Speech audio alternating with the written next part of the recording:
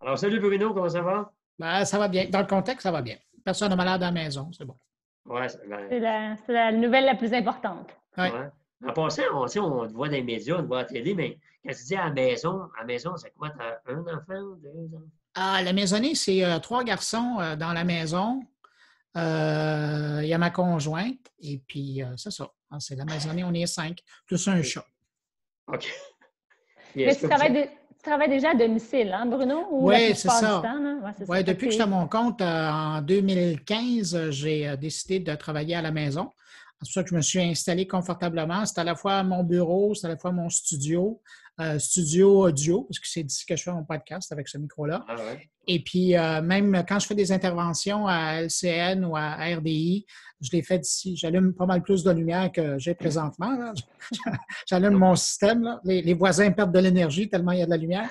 Puis je dis, c'est l'équivalent. Puis là, comme la bande passante est assez bonne, c'est pour ça que je fais attention pour pas trop en consommer de ce temps-ci pour en laisser aux voisins, mais comme moi, j'ai un forfait qui est assez fort, ben, j'ai un feed vidéo qui est comparable à un studio de TV. Là. Donc, Ah ouais. je suis vraiment bien Wow. installé. Quand j'en ai de besoin, là, je pars à la machine.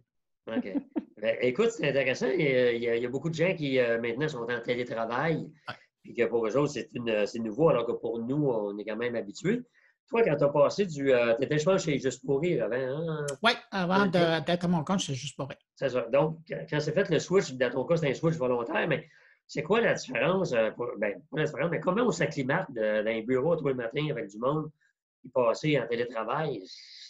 Ben écoute, moi, ça a été presque, juste pour rire, ça a été presque thérapeutique dans ce contexte-là de télétravail parce que moi, avant d'être chez Juste pour rire, j'étais chez National, qui est le grand cabinet de relations publiques. Et là, j'étais vraiment là. Et quand on rencontrait des clients, on les rencontrait là, où on allait les voir. Donc, il y avait beaucoup de promenage. Mais quand je suis arrivé chez Juste pour rire, l'idée, c'était de m'occuper des 17 divisions de Juste pour rire. Parce qu'on a l'impression que c'était juste à l'époque. Évidemment, ça a changé depuis, là, mais à l'époque, j'étais là et c'était encore Gilbert Rozon qui était le patron là. Et puis, il y avait 17 divisions. Et 17 divisions, là, il y en avait à travers la planète. De temps en temps, je partais avec ma valise, j'allais voir. Mais le plus clair de mon temps, je faisais de la vidéoconférence avec ces gens-là. Puis même avec les gens de Google, avec les gens de Facebook, les gens de Twitter avec qui je travaillais. Puis donc, j'étais habitué à faire de la téléconférence comme ça. Quand je suis arrivé, décidé de travailler à partir de chez nous, ben, j'ai dit, coudonc. C'est la même affaire, sauf que là, je ne travaille plus pour une entreprise, je travaille pour moi puis avec mes clients. OK. C'est qui tes clients? Bon, tu fais des conférences avec nous, c'est bien sûr, mais ne fais pas que ça. Comment tu gagnes ta vie concrètement, les clients? Écoute, je me le demande à tous les jours comment je gagne. Mais il y a de l'argent qui rentre, c'est ça. Non, sérieusement, la belle relation d'affaires que j'ai présentement, là, si on parle d'aujourd'hui, c'est avec le CFRIO. Le CFRIO, qui est une organisation là, qui est un peu, moi j'appelle ça le phare du numérique au Québec, parce qu'eux, depuis 19 ans, et c'est un observatoire qui regarde comment les Québécois, autant les organisations, les entreprises que les individus, utilisent le numérique dans leur vie. Et eux m'ont approché l'an dernier en disant, ben écoute, ça fait 17 ans que tu parles de nous autres, aurais-tu le goût d'être payé pour faire ça? Évidemment, j'ai été sensible à la chose parce que quand tu es à ton compte, tu te dis « Ah, ben, tu fais cette affaire-là ». Et puis, j'ai discuté avec Michel Angeli, qui était le patron, et puis qui est toujours le patron, et qui m'a dit « Ben oui, regarde, ça fait 17 ans que tu en parles. Ben nous, là, on voudrait avoir un porte-parole. Alors, une fois par mois, ben, quand on sort la net tendance, comme on fait là, présentement, il y en a un qui vient de sortir cette semaine, ben, c'est d'aller en parler. Dans les endroits, des colloques, mais beaucoup plus dans les médias, pour expliquer ce que c'est. Alors ça, je te dirais que c'est mon gros client. C'est vraiment la grosse collaboration. Puis parallèlement à ça, je suis assez chanceux, je touche du bois. C'est l'autre source de financement, c'est mon podcast. C'est ma balado. Là, moi, j'ai commencé ça en septembre 2016. Puis je sais que je suis un des chanceux au Québec parce qu'à part de Mike Ward, je connais pas grand monde qui pourrait vivre de ça. Là. Okay. Et donc, c'est une fois semaine depuis septembre 2016. Et j'ai des commanditaires. J'ai des entreprises qui m'approchent. Des fois, c'est moi qui les approche suite à des contacts.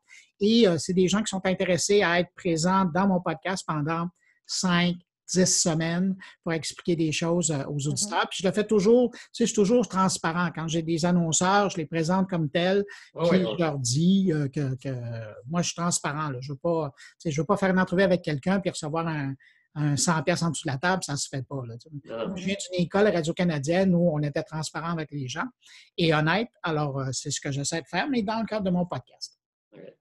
Mais le fameux CIFRIO, c'est quoi? C'est un organisme sans but lucratif? Exactement, oui. Ça fait longtemps. Ça fait 30 ans qu'ils existent. Et eux, ils font deux choses. Donc, ils sont l'Observatoire du numérique et de l'autre côté, ils travaillent beaucoup avec des entreprises pour les aider. Un peu, moi, j'aime les décrire comme les Sherpas du numérique de ce côté-là. Et ils sont beaucoup avec des associations professionnelles pour les aider là, dans leur transformation numérique. Mais ça fait 30 ans qu'ils en aident à se transformer numériquement puis à mieux travailler. À l'époque, c'était des sites web, mais après, ça a été l'enseignement en ligne.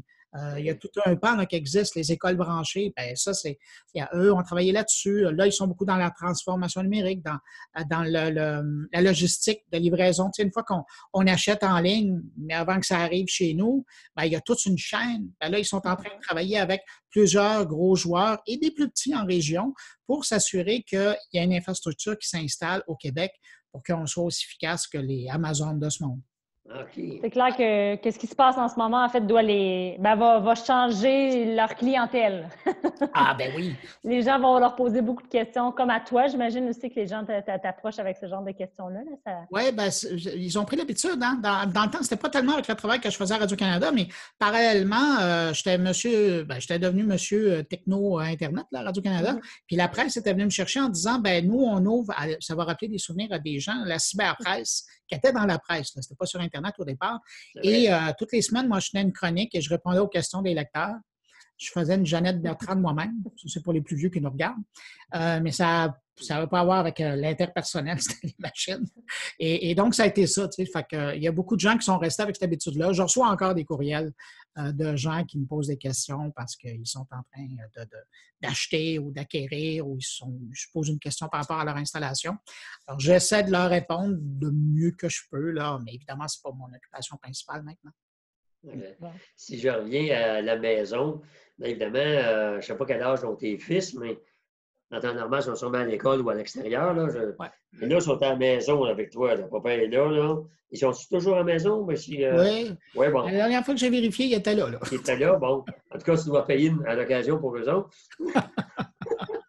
Mais comment on vit ça avec le va-et-vient autour? Les enfants qui ont sûrement leur activité, eux autres aussi. Ta conjointe, je ne sais pas ce qu'elle fait, là, mais... Ben écoute, dans la maison, on est vraiment, tu sais, pour répondre à ton questionnement, le plus jeune a 15 ans, donc il est au secondaire, puis les deux autres sont plus vieux. Ça va jusqu'à, ben, il y en a un qui a fêté son anniversaire hier, il y a 22 ans. Le plus vieux est à l'université. Alors, on a le pan là, de tout ça. Ben, ils sont tous à l'université, le problème est réglé parce qu'ils ont recommencé les cours en ligne. Donc, lui, il suit ses cours à l'université, mais de sa chambre. Puis, il y a la paix. D'ailleurs, il a remarqué, c'est intéressant que les gens posent plus de questions quand ils sont en vrai dans une salle, ils sont moins gênés parce qu'ils voient le prof, fait qu'ils posent des questions. On a l'impression que le prof leur parle à lui tout seul. Mais c'est ça. Mais ça change la dynamique. Tu sais. Quand on parle de l'impact du numérique, ils vont retourner en cours et ils ne poseront plus de questions. Mais donc, c'est ça. Fait que, il y a lui qui fait ça comme ça. Il y a celui qui est dans le milieu qui, lui, est plus... C'était des compléments de formation, donc c'est plus tranquille. Puis il a déjà tout fini son année. Il a tout fait les devoirs qu'il avait à faire. Lui, fait que son affaire est réglée. Puis le plus jeune, il utilise l'outil d'école ouverte que le gouvernement a mis en ligne. Alors, il utilise ça en attendant d'avoir des contacts de ses professeurs pour savoir sur quoi il doit travailler. Là. Et donc, les trois sont occupés. Puis, tu sais, ça se passe super bien. Moi, j'ai ma conjointe qui est en télétravail. Elle travaille dans le monde des télécommunications. Elle gère, s'il y a des gens qui connaissent ça, là, elle est workforce, puis elle gère quelque chose comme 8 centres d'appel à travers la planète. Wow. Elle faisait virtuellement du bureau de son employeur. Là, elle le fait de la maison. Mais c'est le fun. On se croise plus souvent, mais pour elle, c'est la même affaire, tu sais, sauf qu'on déplace le centre d'opération. Et c'est ça. Puis je me demandais comment les gars, ma blonde, moi, c'est clair que ça irait bien. Moi, je pense aussi. Mais je me demandais comment les gars vivraient ça. Puis on a eu un gros souper au début. Puis je me souviens, ça va être un souvenir, ça, où, puis même j'ai un peu d'émotion quand j'en parle, c'était au début, tu sais, puis on disait, Justin Trudeau avait fait son point de presse, François Legault avait fait son point de presse, puis je dis, ben là, c'est le point de presse parental. Et voici comment ça va se passer. Et ça a été ça, tu sais. Ça a été les règles de la maison à partir d'aujourd'hui, puis on avisera s'il y a des changements. Mais les gars sont super coopératifs, puis ça se passe bien. Ben, écoute, c'est... Ils sont à l'âge de comprendre aussi. Oui, oui, beaucoup. Ouais.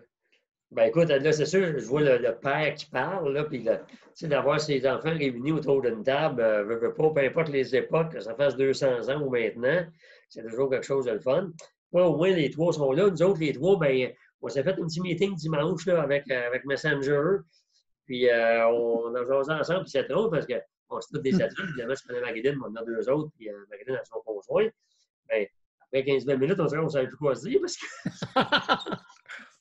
on fait rien, on ne sort pas, on peut pas dire. On n'a plus vraiment de nouveautés à se raconter. Ben non! Les seules nouvelles que tu as, dans le fond, c'est la fois quand tu sors pour aller faire l'épicerie, puis tu reviens, puis tu dis, ben tel commerce est barré, tel commerce est fermé, puis il y avait un line-up à la porte. Oui, c'est ça. Puis, l'important, c'est que la nouvelle principale, c'est que tout le monde est encore en santé de notre côté. Non, c'est ça qu'on veut savoir dès le départ. Après, c'est ça. Après ça. c'est la vie de confinement. Ouais. Pour toi, là, Bruno, les gens qui te connaissent moins ou pas, es-tu quelqu'un qui est anxieux par rapport à ça, dans le sens, tu sais, bon, il y a des gens qui vont dire, ben là, je touche pas à poignée de poche, ou quand je sors, je mets des gants, ou je mets un scaphandre. C'est quelque chose qui t'inquiète, ou bien tu gardes, tu fais attention pour en aller? Écoute, je n'ai pas trouvé de scaphandre sur Amazon, fait que je me suis dit, ben de la chenoute, on n'en mettra pas. Non, sérieusement, non, sauf que, tu sais, j'ai entendu les consignes de base, se laver les mains, se laver les mains, se laver les mains, puis garder une certaine distance avec les gens qui ne sont pas dans de ton foyer, de ta maison, de ta maisonnée. Ouais. Fait que c'est ça que je fais. Mais, tu sais, à un moment donné, si on devait, c'est drôle parce que je parlais avec ma conjointe d'un plan de contingentement. Tu sais, le premier qui va l'attraper dans la maison, ben si ça devait arriver, qu'est-ce qu'on va faire, tu sais? Et c'est ça, tu sais, puis il faut réfléchir à ça. Tu sais, moi, j'ai appris, puis j'ai tellement travaillé en gestion de crise avec les clients chez National, puis encore aujourd'hui, de temps en temps, j'en ai qui me téléphonent en disant, ben j'aurais besoin de votre coup de main. Tu sais, la meilleure réaction, c'est celle qui est préparée. Comme la meilleure improvisation, c'est celle qui est préparée, bien, c'est ça, tu sais. Fait que vaut mieux que tu te poses la question tout de suite, puis dans certains cas, c'est un peu trop tard pour des gens d'affaires qui, là, ça commence à s'organiser, là. Ouais. Mais c'est quand ça va bien que tu penses, OK, mais mettons que ça irait mal. Mm-hmm. Qu'est-ce qu'on fait? Et c'est quoi le scénario? Puis si c'est lui, puis si c'est elle, puis si c'est lui, puis comment on réagit? Puis comment on va bouger les choses? Et donc, juste de régler ces questions, juste de discuter, et après de régler, de trouver des solutions, ça apaise l'anxiété parce qu'on est moins dans l'inconnu. Puis évidemment, il faut rajuster parce que ça n'arrive jamais comme on pense que ça va arriver. Fait que, mais c'est ça, c'est d'essayer de voir un peu. Donc, anxieux. Écoute, je pense que j'ai eu une boule à un moment donné au début quand c'est arrivé, puis après, je dis, écoute, on est dedans, puis on va s'ajuster, c'est tout. Oui, bien, il y a des étapes. Quand c'est arrivé sur le coup, c'est l'étape de la stupéfaction. Puis après ça, on se résigne. Puis là, je pense que tout le monde, on est dans l'étape de passer à l'action puis de chercher des solutions. Les entreprises sont mobilisées pour faire des masques. Le monde s'entraide. Guy, c'est là où le mot résilience prend son sens. Oui, oui. Et c'est ça. J'ai bien hâte de voir, j'attends le jour où François Legault ou le bon docteur Arruda va le dire, là, mais la résilience des Québécois. Ouais. Je trouve ça beau parce qu'à l'heure actuelle, je vois quelque chose qui est en train de se faire. Puis là, on n'a pas fini là, parce que là, il va y avoir des mesures probablement qui vont arriver pour Montréal parce que c'est à Montréal on retrouve beaucoup de cas. Tu sais, déjà, ils ont fait de l'isolement pour protéger certaines régions, mais à un moment donné, il va peut-être falloir protéger ou s'assurer que les Montréalais restent entre eux. Ça ne fait pas plaisir aux gens qui sont à l'extérieur de Montréal qui ont de la famille ici, mais ça, c'est une autre affaire. Ils se parleront plus par vidéoconférence. On n'est déjà pas censé changer de région. Fait que... Ben non, c'est ça. Mais donc, c'est ça. Fait qu'il va y avoir des réalités. Tout c'est toujours à s'ajuster. La vérité est bonne pendant 24 heures quand on est dans une situation comme celle-là. Oui, c'est vrai. Tu as raison. Effectivement. Écoute, Marilyn, tu as d'autres questions? Non, mais oui, on finit toujours par jaser un peu plus longtemps qu'on pense. Hein. Mais petit conseil, aurais-tu un petit conseil rapide à donner aux gens à la maison, Bruno? Peu importe le sujet, mais par rapport à cette crise-là, si tu avais un ou deux petits conseils rapides pour les gens à la maison. Ben, moi, il y a deux choses. Assurez-vous de parler, de communiquer. C'est le fun de prendre un livre, c'est le fun de regarder la TV, mais assurez-vous qu'au moins une fois par jour, vous parlez à quelqu'un. Puis ça, c'est une gymnastique à garder. Hein. Ça va bien si vous vivez avec des gens. Mais si vous vivez tout seul, vous nous regardez, là, prenez le temps. Parlez à quelqu'un avec qui vous parlez d'habitude, téléphonez à quelqu'un que ça fait longtemps à qui vous n'avez pas parlé, un collègue de bureau, mais parlez à quelqu'un. Ça va vous permettre, de vous faire du bien, ça va ventiler, ça va vous permettre de sortir ce que vous avez à dire. Puis en même temps, ça permet à l'autre de voir qu'il y a des gens qui s'intéressent à lui puis qu'il n'est pas tout seul. Parce que c'est ça qui est important là-dedans. Puis l'autre, écoutez, il y a tellement de choses à découvrir sur Internet. Profitez-en. Il y a des cours, il y a de la formation. C'est fou tous les canaux de formation qui sont ouverts présentement. Vous vouliez un jour avoir du temps pour vous former en ligne. Tabarouette, il y a des formations d'1 heure, il y a des formations d'1 semaine. Ils sont là, puis on est chanceux. Il y en a qui ont ouvert les canaux et qui permettent d'avoir des extraits, puis ça va vous permettre de voir si ça vous plaît. Puis excellent. Il y a d'excellents webinaires, entre autres, que tu fais. Écoute, je ne voulais pas en parler, mais puisque tu m'invites d'en parler, il y a des webinaires qui sont là et puis ils valent la peine parce que c'est des formations en soi. Effectivement. Bien, écoute, on te remercie beaucoup, Bruno. C'est le fun de découvrir les gens sous un angle un petit peu différent. Puis comme tu l'as dit, on est tous dans le même bateau, on travaille tous dans la même affaire. On va ressortir plus fort tout le monde. Donc, on apprécie beaucoup que tu aies pris de ton temps. Et on va déposer ça sur YouTube alors avec les autres membres de l'équipe. Puis espérons se serrer la pince bientôt. Je ne sais pas si on va se serrer la pince. Moi, on va se faire du coup. Comme ça. Mais on va frapper nos caméras ensemble. Mais merci d'avoir pris le temps de prendre mes nouvelles. C'est gentil. Contente de savoir que tu vas bien. Puis salutations à la famille. C'est beau. Même chose de votre côté. Bye. Bye, Bruno.